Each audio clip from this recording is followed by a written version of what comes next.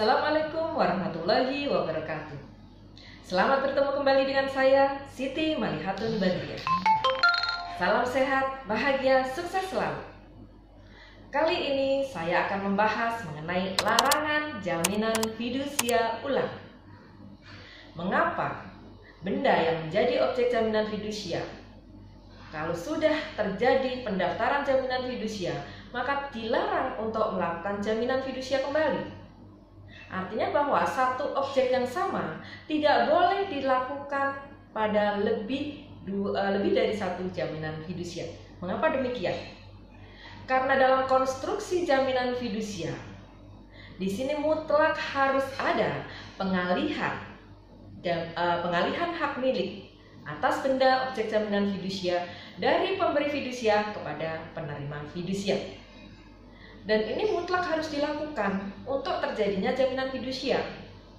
Oleh karena itu ada syarat bahwa pemberi fidusia harus pemilik benda yang menjadi objek jaminan fidusia. Sehingga kalau misalnya satu benda sudah menjadi objek jaminan fidusia, maka di sini hak milik atas benda sudah beralih dari pemberi fidusia kepada penerima fidusia.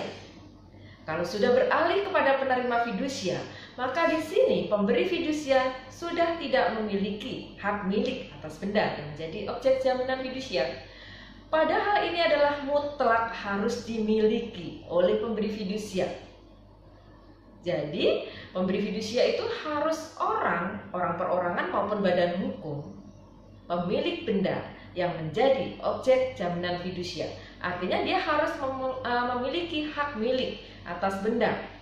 Karena apa? Karena yang dialihkan dalam jaminan fidusia itu adalah hak milik atas benda, objek jaminan fidusia. Dalam hal tidak memiliki hak milik lagi, bagaimana mungkin dia bisa mengalihkan hak milik tersebut? Oleh karena itulah kenapa tidak boleh ada jaminan fidusia ulang terhadap benda yang sama. Kemudian, hal ini sudah diatur secara tegas di dalam Undang-Undang Jaminan Fidusia dalam pasal 17 Undang-Undang Jaminan Fidusia. Dalam pasal tersebut disebutkan bahwa pemberi fidusia dilarang melakukan fidusia ulang terhadap benda yang menjadi objek jaminan fidusia yang sudah didaftarkan. Kenapa? Karena saat terjadinya jaminan fidusia adalah pada saat pendaftaran jaminan fidusia. Ketika sudah ada pendaftaran jaminan fidusia, sudah terjadi jaminan fidusia, maka sudah terjadi pengalihan hak milik atas benda yang menjadi objek jaminan fidusia dari pemberi fidusia kepada penerima fidusia, sehingga tidak dimungkinkan lagi benda tersebut yang sudah menjadi objek jaminan fidusia menjadi objek jaminan fidusia kembali. Jadi dilarang untuk terjadinya jaminan fidusia ulang. Bagaimana kemudian pasal 8 Undang-Undang Jaminan Fidusia yang mengatakan bahwa jaminan fidusia dapat diberikan kepada lebih dari satu penerima fidusia atau kepada kuasa atau wakil dari penerima fidusia tersebut. Nah, dalam hal ini tidak dimaksudkan untuk terjadinya jaminan fidusia ulang, tetapi terjadi pada saat yang bersamaan, yaitu dalam hal terjadi kredit konsorsium. Jadi untuk menjamin kredit konsorsium. Kemudian selanjutnya di dalam pasal 28 Undang-Undang Jaminan Fidusia, ini adalah penegasan dari pasal 17 sebenarnya. Apabila atas benda yang sama menjadi objek jaminan fidusia lebih dari satu perjanjian jaminan fidusia, maka hak yang didahulukan sebagaimana dimaksud dalam pasal sebelumnya diberikan kepada pihak yang lebih dahulu mendaftarkannya ke kantor pendaftaran fidusia.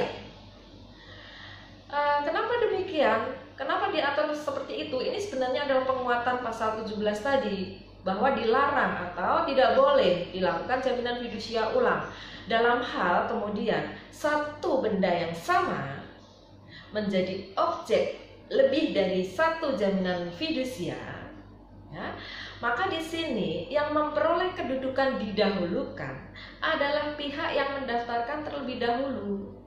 Kenapa? Karena yang mendaftarkan terlebih dahulu di sini sudah terjadi jaminan fidusia. Dengan didaftarkan jaminan fidusia tersebut, maka sudah terjadi jaminan fidusia. Maka kalau ada lagi yang mendaftarkan, maka tidak ada ini jaminan fidusia lagi, karena sudah ada jaminan fidusia terlebih dahulu, yaitu yang mendaftarkan terlebih dahulu di kantor pendaftaran fidusia. Nah, sekarang pendaftaran jaminan fidusia itu dilakukan secara online, secara elektronik. Ini lebih mudah pendaftaran jaminan fidusia itu.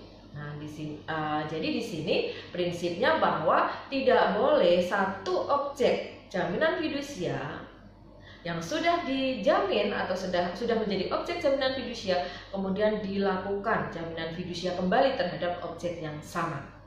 Jadi ini berbeda dengan hak tanggungan. Kalau dalam hak tanggungan, satu objek hak tanggungan itu bisa menjadi objek dari lebih dari satu hak tanggungan. Ya, jadi ada peringkat-peringkat hak tanggungan. Nah, itu sudah kita bahas pada video-video sebelumnya. Nah, namun dalam jaminan fidusia ini tidak boleh, dilarang ada jaminan fidusia ulang. Demikian apa yang bisa saya sampaikan mengenai larangan jaminan fidusia ulang. Terima kasih atas perhatian teman-teman semua, para pemirsa yang budiman, dan sampai bertemu kembali pada kesempatan mendatang, pada video-video saya mendatang.